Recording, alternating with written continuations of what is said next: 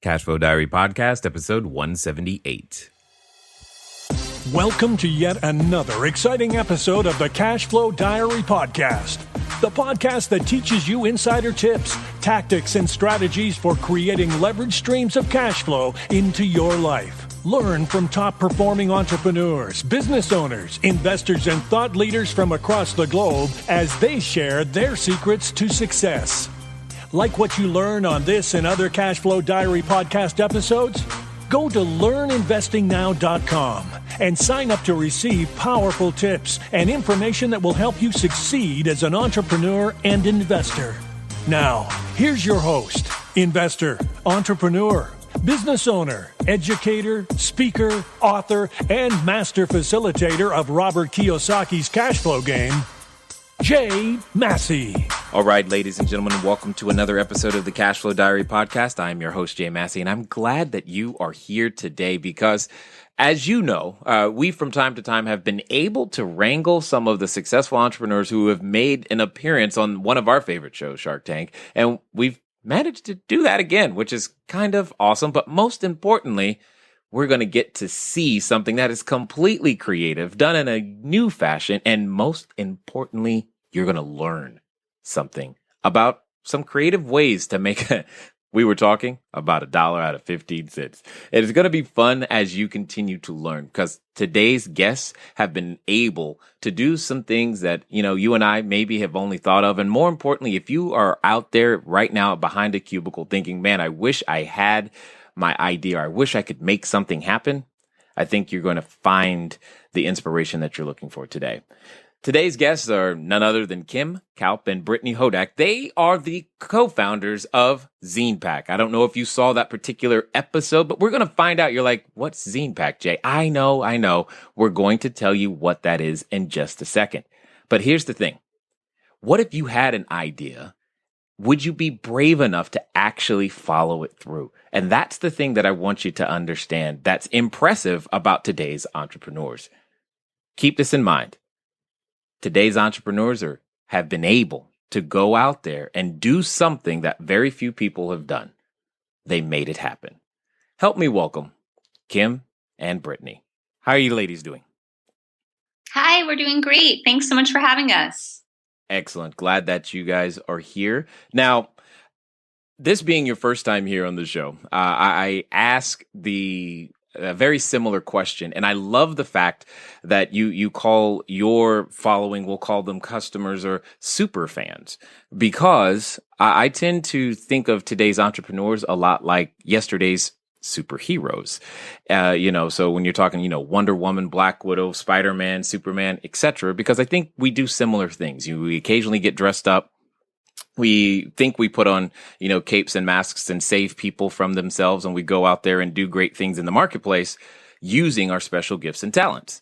However, just like superheroes, we had a beginning. We started somewhere, and we have what we call that origin story. So what I would really love to know is that before you ladies were out there literally killing it in the business world, I would love to know, who is Brittany and who is Kim? Awesome. Well, hi, I am Brittany. And I'm Kim. And we met in 2010 while we were working for an advertising agency in New York City. Okay. And how did you end up getting into advertising, etc.? That's a great question. This is Kim. Brittany and I met in advertising, but that's definitely not where we started. I started in the publishing industry. I worked at Condé Nast for a couple of years, and Brittany started in the music industry, working at Sony Record for a number of years. So we both ended up in the ad space because we grew frustrated with the both publishing and music industries and thought the ad space would be a solution to our problems. However, it wasn't, but it was a solution in terms of meeting each other and starting ZinePak.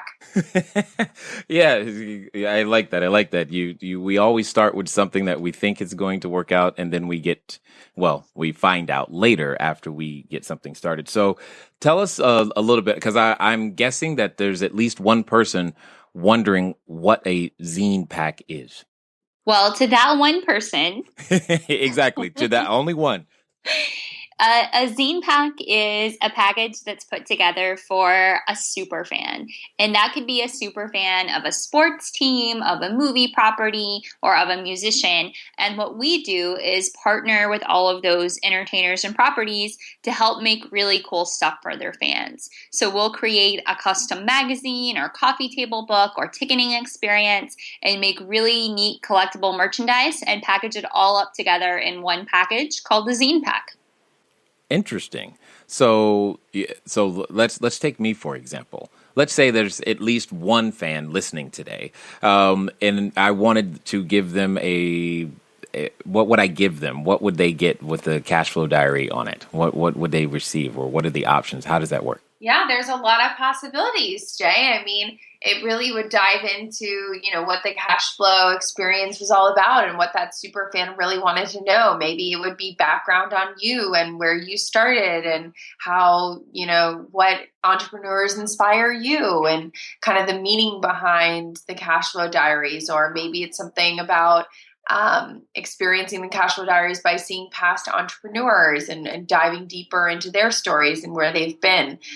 We do all sorts of different creative concepts and ideas, whether it's for, Katy Perry or Taylor Swift, to Maroon 5 and KISS. And each of the packages is so very different depending on what those fans want to know and want to experience about their favorite artists. Interesting. Well, I know one question I better ask for sure before we get too much further, because we get this all the time and people ask me, but tell us a little bit about your journey on actually getting on to Shark Tank, what happened after, and some of the lessons that you've learned along the way. Great questions. This is Brittany. We were very fortunate in that appearing on Shark Tank for us kind of fell in our laps. We were on the Inc. 35 Under 35 list in 2014. And of the 35 entrepreneurs that were selected for the list, we were the only self-funded company. And a producer for the show saw that, reached out to us, asked whether or not we were considering raising any funds and if we'd like to be on the show. So a couple of weeks after that, we were on our way to LA where we shot the show. We filmed in September of 2014. So it was several months between when we filmed and when the episode aired. We were very nervous, not only hoping that we would be one of the few chosen to air, but also hoping that the edit would be favorable, because we filmed for close to an hour and the segment ended up being about 8 minutes long. So we felt like they did a really, really good job of cutting it down and showing a representative picture of what happened in that hour. But it was still really nerve-wracking to watch it on national TV for the first time. I can only imagine. One of our previous guests, Billy Blanks Jr., was specifically mentioning how it was not only difficult after it was recorded, but that waiting period where you're not really speaking about what happened during that particular time. Was that similarly challenging for you? Yes, we found that part more challenging than actually filming, because we only had a few weeks to look forward to and prepare for filming. And then we had several months of waiting. And, we didn't know whether or not it was ever even going to air on TV. So we weren't telling people about it or talking about it. So it was definitely way harder to wait for it than it was to go into the tank in the first place. Yeah, I can imagine. So you said something that I think is interesting. And in fact, I want to make sure that everybody heard. You said you were one of the only self-funded companies. I think that's first of all, that's admirable for sure. But explain to us why you chose that route, and more importantly, why you then made the choice to begin bringing on investors, etc. Absolutely. This is Kim. Well, it's definitely a personal decision, no matter how you want to start a company, and there's no right or wrong answers. There's obviously going to be pros and cons of each. And for Brittany and I, we really decided from the beginning that we really wanted to control our own destiny. And in the beginning, if you decide to take money, obviously the people who you take money from have a say and have their own opinions on the direction of your company and where you see it growing. And for Brittany and I, it was important in the beginning for us to get our own footing and really control what that was going to look like. We did that for, the first year, and then all of a sudden found a lot of success. So the cash flow issue wasn't as much of a problem as we continued to grow, because there were various things we did to help ease that pain. But now, after 4 years, we really started looking at how to continue to grow our company past the $3 million revenue mark and into, the 5 and 10 and 15 million revenue mark. And we really thought it would be great to take this opportunity to perhaps raise some funds from people that we really admired and from people that we really thought that their advice and their connections could help the trajectory of our company in a massive way. So that was kind of our thought process between bootstrapping and then ultimately down the road deciding to look at taking some funding in a way that was on our terms. Yes, I liked how you said the on our terms part, because you mentioned the idea of a control. I mean, that's one of the things that, I've been called controlling for sure when it comes to my business interests, simply because I like to make things work the way that I want them to. So I'm curious to know, Brittany, when you guys were going through the bootstrapping period, was there ever a time that you could say either one of you felt like, I'm not sure this is going to work and we might want to consider something else? Did you have any of those moments? This is Brittany. I think when you're an entrepreneur, you feel like that all the time. You're never sure if something's going to work or how a change in the environment might be impacting something that your business is doing. So that was certainly something we thought about for the first several months of the company. It wasn't really until we hit our first $1 million in revenue right before our first birthday that we felt like, okay, we're on to something and we can do this on our own. Yeah, I can imagine. So would you have found it an advantage? I mean, because for many entrepreneurs, they're out there, they're solo. It's just them, it's their idea. They're the chief cook and bottle washer trying to make it all happen. And I'm curious to know if you found any support by being together and working with each other. This is Kim. Absolutely. I mean, especially in the beginning of a company, there's so much to do. The to-do list seems to never, ever end. And seems like it's true even 4 years later. There always seems to be work to do. So for us, it was really advantageous for there to be two of us. So one of us could be working on one thing and the other could be working on something else, and that whole sort of divide and conquer method. And also being able to bounce ideas off one another, as opposed to, if you're a solo founder, not really having as many opportunities to bounce your ideas off other people, especially for decisions that need to be made very quickly. So for us, it was really great that there was another person to kind of help out and pick up where somebody else left off. Well, and this is kind of, I guess, something I'm thinking of. You mentioned the whole idea of ideas and vetting ideas, which is key and definitely needed. How did the idea for ZinePak even happen? Where did that come from? This is Brittany. The initial idea was something that I had in college.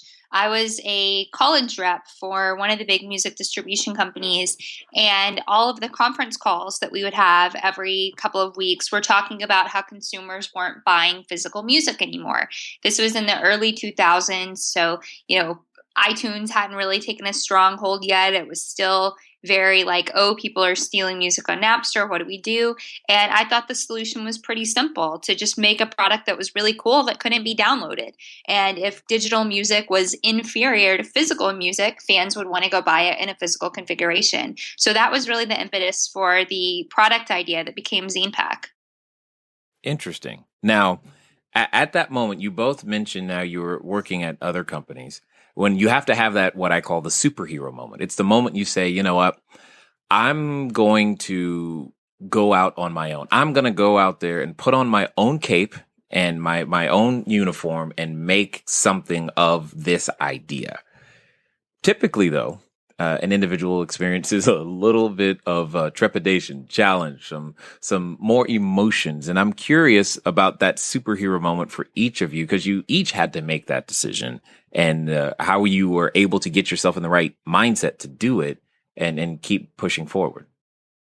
Yeah, this is Kim. That's a great question, Jay. And I think it's also a question that continues. Every day you have to have that superhero moment. And every day you have to get out of bed and go, today I'm going to keep pushing and keep believing in my idea and keep trying to grow it even bigger than it was yesterday. So I like to say that the superhero idea, doesn't really end. It just continues in a new format. But that first initial idea, yeah, it's really scary, but I think for Brittany and I, we really realized that our hearts were not in advertising. So it really wasn't something that we could see ourselves doing long term. It wasn't like we had two loves. One was this idea of ZinePak and one was advertising, and it was, Sophie's choice. And we were having to pick between two things that we desperately loved. We didn't love advertising. So the choice was much easier. I think it was just overcoming the fear of the unknown. Which again is just something that, it's like a bungee jump. You just have to jump and hope for the best, really. Well, and hopefully not be afraid of heights at that moment if you're for sure. What about you, Brittany? Yeah, I think I agree with everything Kim said. It's definitely a scary, unknown world when you first make that decision to be an entrepreneur. But I just kind of looked around and said, you know what, I'm not happy where I'm at right now, so I might as well take a chance at creating my own happiness. And the worst thing that's going to happen is maybe I'll fail. And if I do, I'm still young enough to just slap CEO on my resume and, go try to get a job somewhere else and say, I tried to start a company and it didn't work out. So now I'm re-entering the workforce. And if the worst thing that can happen is that you go try to get a job a year later and explain to somebody that you took a risk and started a company, then that felt to me like a really small risk. Yeah, I like the way you said that too. A really small risk compared to the alternative of living a reality that you may not enjoy. So here's a question. I've heard the term occasionally bandied about of being an overnight success. I would love to hear your opinion on that, because I know what I tell my team, but I would love to hear what you guys feel about that particular term. I think that's one of those funny monikers that, nothing, very rarely is anything ever an overnight success. A lot of those people work for 10 or 15 years to become an overnight success in the music industry or the sports industry. And I think it's the same way in the world of entrepreneurship. Even if your company is very successful from day one, like ours was, there was a lot of work and preparation that went into it before we officially launched the company to help set us up for that success. Yeah, I often tell people we're about 4 years away from being an overnight success. Exactly. That's just all it takes. No big deal. So we're on the way. So with that being said, one of the things I appreciate about you guys is that I'm a father of four children, 3 daughters.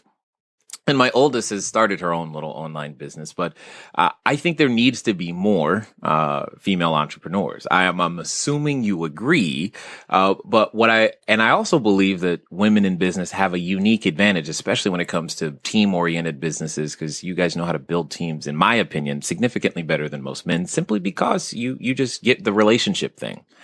I'm curious to know what other advantages you guys feel other women that are listening could bring and use to the table to actually increase the value, we'll say, of the marketplace in general. That's a great question. We absolutely agree that there should be more women entrepreneurs in the world. And I think everything you pointed out is spot on. Women are such great communicators. They're so great at seeing the bigger picture and helping to identify what the root of a problem is and problem solving and troubleshooting solutions to help fix that problem. So we absolutely agree there should be many, many more female entrepreneurs and female business leaders in the world. Agreed. What about you, Kim? Yeah, I think the stats are, they are what they are. They're getting better each year. But, one stat we like to repeat a lot is only 2% of women-owned businesses ever make more than $1 million in revenue. And that's just from, census information. It's not even, unfortunately, just hearsay. It's proof. So we're really hoping that we can be not only part of that 2%, but really help to grow that 2% into an even larger area of women that can help each other and work together to support everybody in the growth of women in entrepreneurship. Got it. Yeah, agreed. So we get that everything has gone well. What would you say, though, has been I won't call it necessarily the mistake. I tend to call them learning lessons. What would you say has been some of the greatest learning lessons that you've had since inception? This is Brittany. There have definitely been a lot of those. One, I would say, is we waited too long to hire employees. So because we were self-funded, we were trying to be very, very frugal and waiting, to the absolute last minute to add people to the team. So that's probably impeded our growth quite a bit, both early on in the history of our lifespan and even still today. It's hard when you're an entirely self-funded company to justify making those large expenditures, because what a lot of people don't realize is entrepreneurs are the last ones to get paid. So even though our company is doing millions of dollars a year in revenue, because we want the company to continue to be successful, almost all of the money goes back into the business. So, for example, Kim and I make less than almost every single one of our employees. And that's one of the sacrifices of being an entrepreneur. And in order for your team to continue to grow and expand, you've got to make those tough choices and say, would I rather have a higher salary myself, or would I rather add another person to the team who's going to be able to take some work off my plate so that I can enjoy my weekends a little bit more? Completely understood. And I'm so glad you said that, because that is always it's a challenge for me. It's a challenge for every entrepreneur that I'm aware of, is when do you bring on, then heaven forbid, how do you pay them and how much, and how do you know you got the right one? So I'm assuming you've had this experience at least once where you've hired the wrong person, kept that wrong person too long, and fired them too slowly. Absolutely. This is Kim. I would like to say we don't know anything that you're talking about right now, but unfortunately we do. And I think that's just a lesson that every entrepreneur has to learn. And no matter how many entrepreneurial books you read, it's kind of like life, right? Growing up, your mom or your dad or your grandma or whoever in your family might say like, oh, your middle school boyfriend isn't going to be the end all be all, but you kind of have to get your heart broken and get back up and learn your lesson the hard way. So I kind of feel like that's one of those entrepreneurial things that, people tell you to avoid all the time, but you kind of got to get one or two under your belt for some street cred. Right. Or just true conviction. I mean, it's like you hear this advice. You're like, yeah, right. I'm going to be different. And then you're like, oh, God, that hurt. I'm never doing that again. And sometimes it does take that. It's interesting that is the case. But how did you deal with, because this is a question we also receive a lot, how did you actually get over the hump of getting that first person? Because that's usually like the domino that, tips everything over. You got to get that first person. How did you actually get to the point to where, okay, it's time, here's how we're going to do it and make it happen? As you know, personal growth is the name of the game. Just because you start a business or an idea, it should grow. It should become something that's larger than you. And if it does become something that's larger than you, it will eventually involve somebody who is not related to you. Have you seen that commercial with GoDaddy where you've seen that one person who's talking about, I got my first person on my website who's not related to me, and they're all celebrating, going, yes. You want that to be you. You want the customers to not eventually be related to you. You want the employees not to eventually be related to you, or even your team members. This is a necessary thing when it comes to growing. And guys, I know it's scary, but you can get it done. All right. Just as a reminder, if you haven't done so already, now would be a perfect time to go over to cashflowdiarypodcast.com. Again, cashflowdiarypodcast.com. All you're going to do is rate, and review the podcast, because that's exactly what we would like you to do. Why? You're going to be entered into a contest to be able to win whatever we might be giving away on the next episode. Typically, we announce the winners on Mondays, but anyone who has ever star rated or reviewed, and if you got to leave the written review with the username, you are automatically entered. So if you want to be entered in the things that we have the opportunity to give away, then you got to go do that. cashflowdiarypodcast.com. Now, enough of that. Let's get back to it. We were very lucky in that our first employee was somebody who was a friend of ours and who helped us start the company and worked for us as a freelancer for the first couple of years. So even though she wasn't officially an employee until a little bit after our second birthday, she had been working with us since several months before we founded the company. So that one was easy. And then for the next couple of employees, there were a few things that we did that were really helpful. Number one, we got into a co-working space. We work out of one of the WeWork buildings in New York, and it made it really easy because number one, it wasn't creepy to be inviting interns over to our apartments anymore, working out of our living room. And number two, it's a month-to-month co-working space. So we're able to get new spaces as we grow. And for example, when we moved into the space, it was just the two of us. And within about a month, we had 2 additional employees with us. So we were able to grow and expand. And 3 years later, we have 10 people here in the space, and we love it here. So that's one thing that was really helpful, getting a flexible co-working office space. And number 2, we got what's called a PEO, which helps us manage our employees and all of the things that go along with hiring employees, like benefits and insurance and making sure that everything is just right with all of the taxes and the direct deposits of the paychecks. So that was a really, really huge help for us. Yep. Okay, now I understand most of what you said there, but I want to make sure everybody understands. Specifically 2 things, co-working and PEO, which, by the way, I think was a very brilliant idea. I don't know if you guys came up with that your own. It's just my wife has a human resources background, which helped me in this particular aspect, as well as my CFO. But I would definitely love for you to talk about those 2 things. But before we talk about those 2 things, would you recommend the strategy? Because that strategy you mentioned of having the freelancer work for you first before you bring them in-house, that's definitely something I've done. But would that be your recommended way? Like if you were starting over today and you had to bring on that first new person, is that how you would do it? This is Kim. Yeah, I think it is. For us, it was a great learning lesson. And not only was it a great learning lesson for us, I think it's also really fair to whoever it is you're bringing on. You know, it's not a one-way street. It takes 2 people to tango. So you also want to give that person the freedom to say, I'm going to feel you out as well. And I'm going to feel out this situation and see if it's something that is going to make sense for me. That was really important, that we want everybody who works at ZinePak to really feel like they belong here as well. And it's not just a paycheck for them. It's really something that they believe in. Oh, you hit all kinds of buttons with the words "not just a paycheck." There is so much difference between the persons working just for money and the ones who are about some part of the mission in some way, shape, or form. I definitely appreciate you bringing that up. So if you could, though, ladies, explain what co-working is and then the PEO. That would be really awesome. Sure. So co-working spaces are really, really great places where you can be surrounded by other entrepreneurs and small business owners who are in a lot of ways just like you.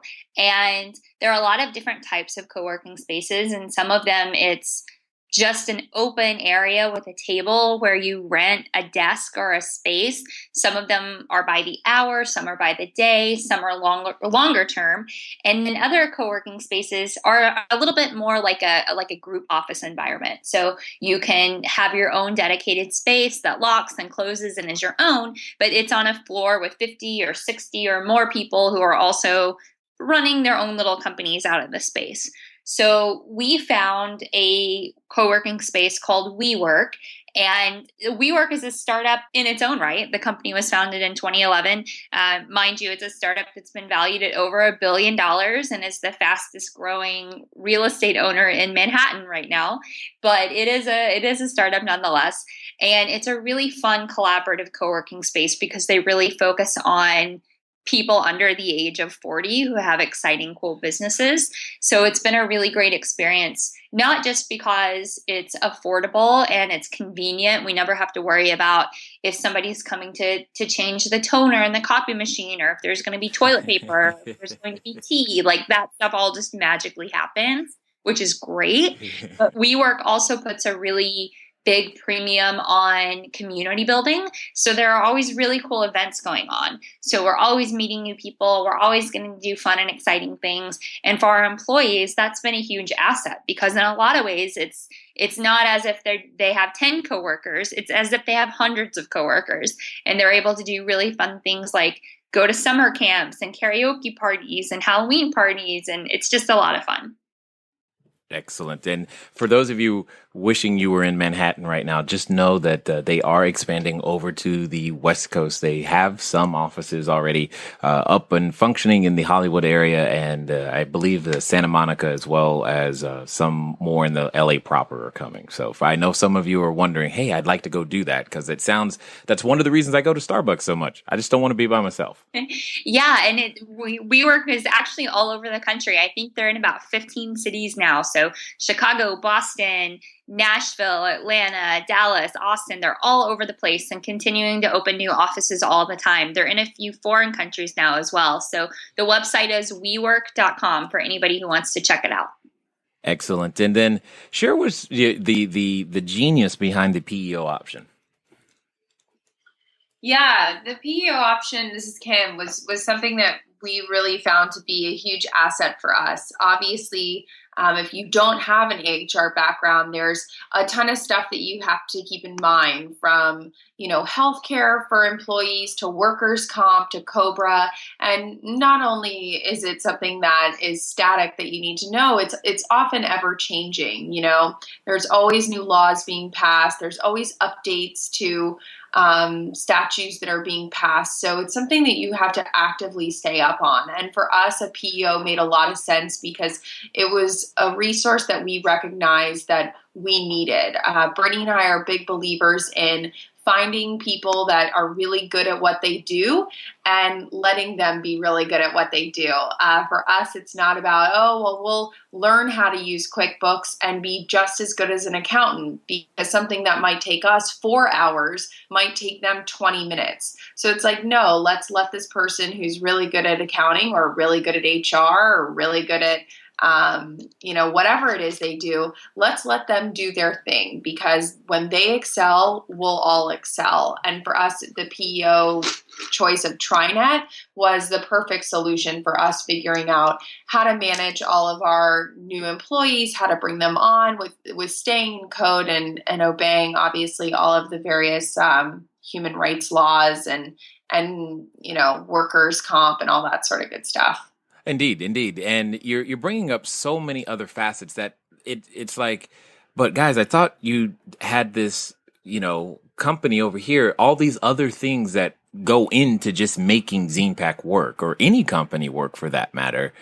And I'm curious to know, would you consider in like the role of, did you have someone that was maybe in a mentorship type of capacity in some way, shape, or form that guided you along this way, or was this really all trial and error? This is Brittany. A lot of it was trial and error, but we've had amazing people to help us all along the way. And one thing that we always tell aspiring entrepreneurs is never be afraid to ask for help. When you're asking for help, that's not saying, hey, I'm weak. That's saying, hey, I want to be even better. So never be afraid to ask people for help. Look for support groups and groups of like-minded people who are doing the same things you're doing. We are part of a community called the Young Entrepreneur Council, or YEC. It's an invite-only community of about 1,000 entrepreneurs under the age of 40, all with businesses that are doing more than $1 million in revenue. And we talk to people in that group all the time. It could be something as simple as, hey, did somebody know about our project management software? Or something as complicated as, how do I deal with this conflict between two of my employees? And it's just really nice to have a sounding board of literally hundreds of people who are going through a lot of the same things that you're going through, trying to grow their own businesses. So we always advise that people ask for help early, ask for help often, and look for people who are fighting some of the same challenges and make them their BFFs. Immediately, if not sooner. Yeah. That's for sure. So you've said this before, and I'm just curious. Are you telling me because I just turned 40, I am now eliminated?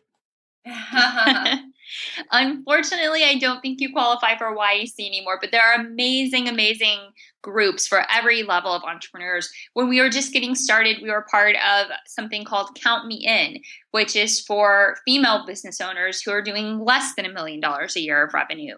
And there are great things like EO and just countless organizations that are really great. A lot of them are focused on professions. So if you're starting an accounting practice or you're starting a practice where you're going to be doing advertising, it doesn't matter. There are groups of people who will help you be better at what you're doing, be more connected, and solve a whole lot of headaches for you. So it's really imperative to find them. A really great place to look for groups like that is on LinkedIn. If you just search some keywords, you can find people who share a lot of your same interest and sort of build a community that way as a starting point. And you actually answered the question I was really asking. It's not so much that if you're 40, you're out of luck. It's that there's many places to go for resources. So thank you for sharing that information. But more importantly, I mean, we're told when we grow up in school that, we're not supposed to talk to strangers, and we're not supposed to get help because help in school means cheating. And yet to be a successful entrepreneur, the things we must do are talk to strangers and, honestly, cheat off of each other's paper so that we can actually deliver the product or service we're trying to bring to market. So it's not cheating, it's cooperative learning. Okay, yes. Is that what you said in kindergarten too? I like you. I like it. You're absolutely right. But here's the other thing that I would love to get your thoughts on. Because during this journey, there have been more than one time where something you tried didn't work. And there's a unique thing that happens at that moment, that what I call failure event. At that moment, you've got to make a decision again to keep going even past that failure. And I think one of the things that we're not equipped for is actually learning how to fail forward, fail fast, and fail frequently. It's a skill set that's missing. How important has developing that, thick skin or the ability to try new things, so to speak, been in your success? This is Kim. It's been absolutely crucial. And I think we've also had, again, a lot of support with helping that. You go home some days and you're frustrated or you're scared or you're annoyed or all these other things. And whether it's been our significant others or our parents or family or friends, we've had so much support of just telling us, just keep going. We really tried to make it a village when we started ZinePak. We didn't want to be just these two people kind of like floating out in space. So it really helps for us to have kind of our village help us and remind us that to shake it off and keep going. If you remember the movie Finding Nemo, there was a character by the name of Dory, and she always would say to herself, just keep swimming, just keep swimming. And that's exactly that's exactly what I think of. It's like, yeah, and it worked for her, so maybe it'll work for me as well. So with all these things that you've got going on, what's like the next big thing for ZinePak? This is Brittany. There are a lot of next big things. We're really excited. This is a really fun time. We mentioned in the Shark Tank episode that we're going to be expanding into the worlds of sports and movies and video games. And we're working on all of those projects right now and are just really excited to be able to introduce some cool new superfan products for people in all of those verticals. Awesome. Excellent. So if someone wanted to find out a little bit more about you guys, where would be the best place for them to find out more about what you guys are doing or find out more about you? That's a great question. Brittany, this is Kim. Brittany and I are both on social media, so our Twitter accounts as well as ZinePak's accounts and ZinePak's official site where we also have a news blog where we put all sorts of new and cool things that are happening with ZinePak, whether it's press things that Brittany and I have been in or new project announcements of the fun new entertainment properties and celebrities that we're working with. So this last question is definitely for both of you. Let's pretend for a second that there's someone listening who is standing outside the superhero store right now. They're wanting to pick out their outfit, but they're feeling a little, scared still. Little doubt still going, that nagging voice in the back of their head. Can I? Should I? Will I? Who's really going to buy my idea? All of that stuff is still going on, but they feel passionate about what it is that they want to do. What would you say to him or her right now? I would say tomorrow is going to be even scarier than today, and the decision tomorrow is going to be even harder to make than it is today. So don't waste any more time. Today is the day. Make it happen. Like it. Kim? Oh, so hard. I would say, everything Brittany said to start as soon as possible, but also to let as many people know as possible.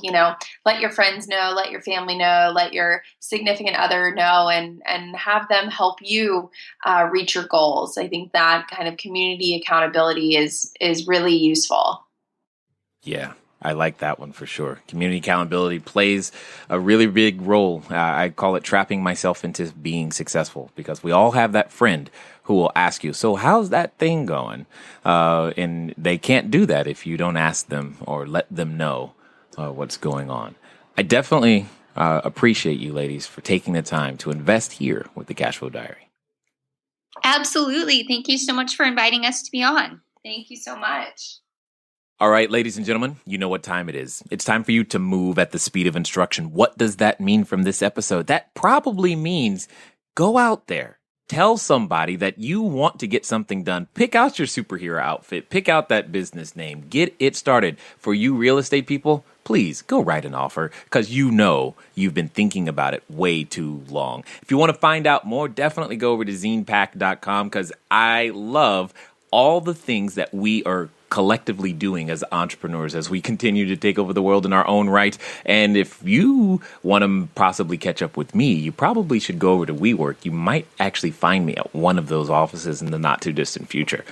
Anyway, it's been fun talking to you guys today. I look forward to talking to you soon. Until next time.